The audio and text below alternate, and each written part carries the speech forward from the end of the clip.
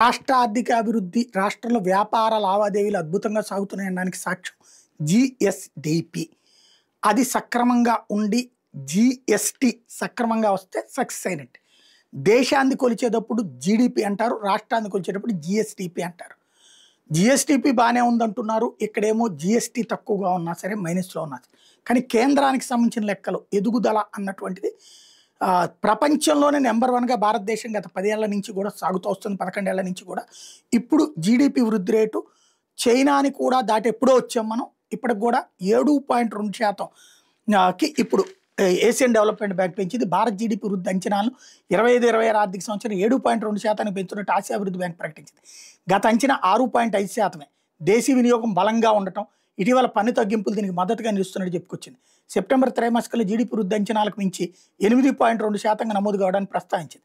తాజా అంచనాల నేపథ్యంలో ఆసియా ఆర్థిక వ్యవస్థ సైతం 2025 గతంలో వేసిన 4.8 కంటే మెరుగ్గా 5.1% వృద్ధిని సాధిస్తుందని చెప్పింది.